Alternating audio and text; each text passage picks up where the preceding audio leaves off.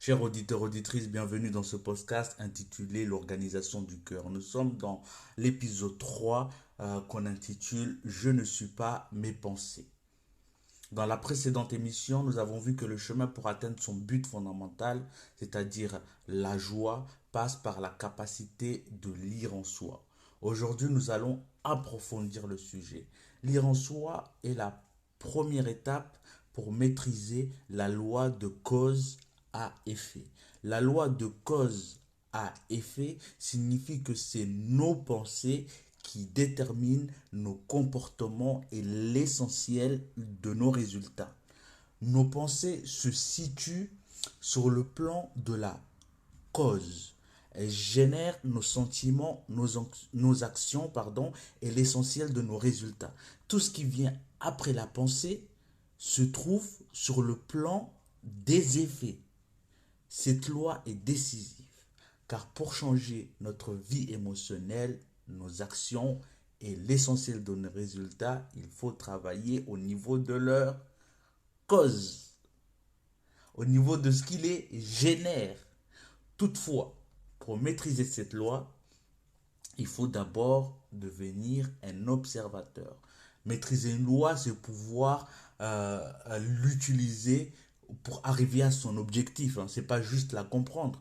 Donc, pour maîtriser la loi de cause à effet, c'est-à-dire maîtriser ses pensées pour générer ce que l'on veut comme émotion, ce que l'on veut comme attitude, comme comportement et ce qu'on veut comme résultat. Pour maîtriser cette loi de cause à effet, il faut en premier lieu devenir un observateur en se positionnant comme un témoin de manière à observer ces schémas de pensée prédominants et son comportement afin de créer une zone de lucidité capable de remettre en question ce qui est dysfonctionnel en nous.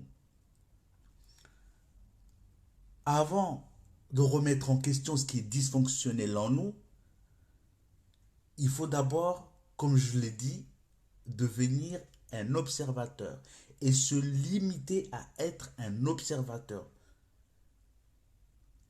Être un observateur consiste simplement à observer nos pensées, notre flux de pensée, le flux de pensée prédominant, pas tout le flux de pensée, c'est épuisant. Ça serait épuisant d'être là à observer tous nos flux de pensée, c'est impossible. Mais il faut se focaliser sur le flux de pensée prédominant et le flux de pensée prédominant qui est négatif.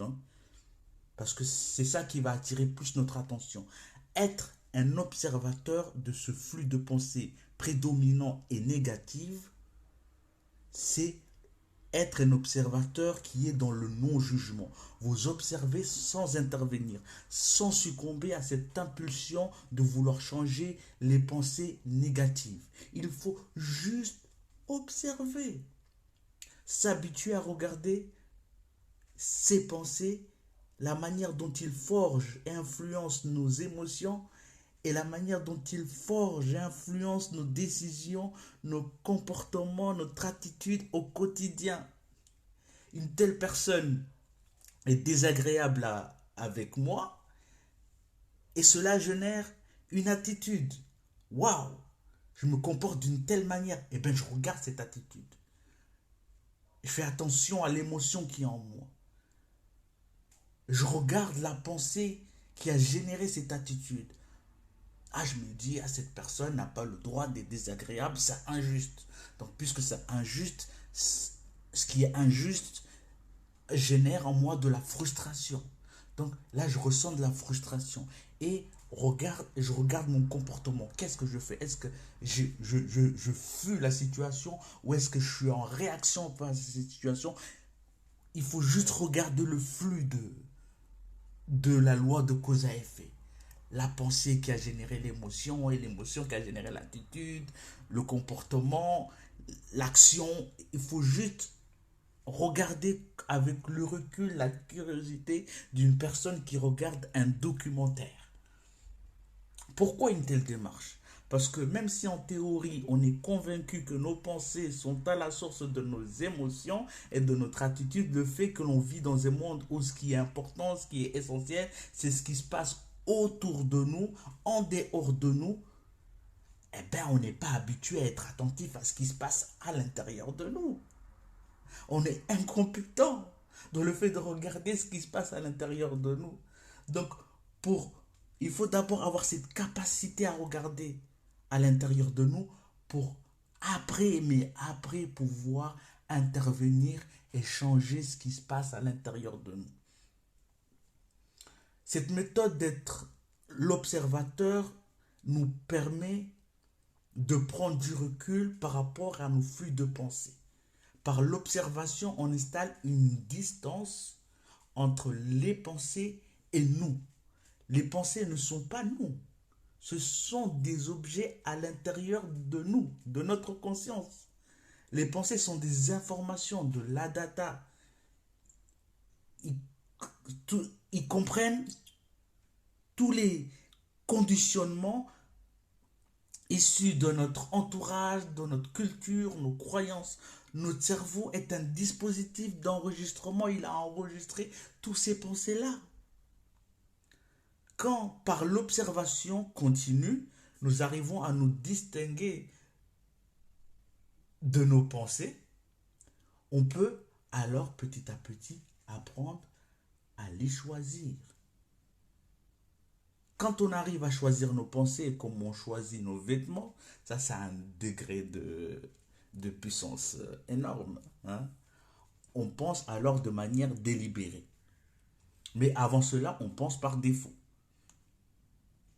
Lire en soi consiste d'abord à devenir observateur de soi, sans intervenir, sans juger, regarder comment les choses fonctionnent, jusqu'à ne plus être étonné parce qu'il se passe à l'intérieur de nous. Dire que c'est la loi de cause à effet. J'ai vu une situation, j'ai vécu une situation, et ces situations, je les considérées d'une telle manière, je les considérais comme injustes. Donc c'est le fait de considérer une situation comme injuste a engendré un ressenti, et ce ressenti-là, c'est de la frustration, et cette frustration-là a engendré une attitude, et cette attitude a influencé mes actions et mon comportement.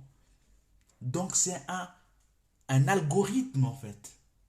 Donc quand on commence à regarder les algorithmes, comment ils fonctionnent, comment les algorithmes s'installent en nous, parce que les pensées, le cerveau, c'est comme une IA en fait, une intelligence artificielle. Et ce qui fait de nous des êtres humains, c'est notre conscience, notre capacité à choisir, notre capacité à se mettre, à choisir les pensées. C'est pas l'IA, c'est pas le cerveau. Mais le cerveau est un instrument très puissant qui doit devenir notre allié, mais pas notre ennemi. Et quand on n'a pas conscience que c'est notre instrument, c'est un outil, eh ben, cet outil-là devient notre ennemi. L'outil ne décide pas de devenir notre ennemi, il devient notre ennemi par défaut parce qu'on ne l'utilise pas. Et parce qu'on n'a pas appris à l'observer, à comprendre son fonctionnement. Donc dans le prochain épisode, on va expliquer ce que c'est que la domestication. La domestication, c'est ce qui nous a amené à être ignorants de notre fonctionnement, à fonctionner de manière contraire à nos intérêts au niveau émotionnel, au niveau de notre pensée. Donc on va apprendre ce que c'est que la domestication. Chers auditeurs, auditrices, vous étiez avec Antuf Chaharan et c'était le podcast intitulé « Je ne suis pas mes pensées ». La suite de l'épisode 2 intitulé « Lire en soi ».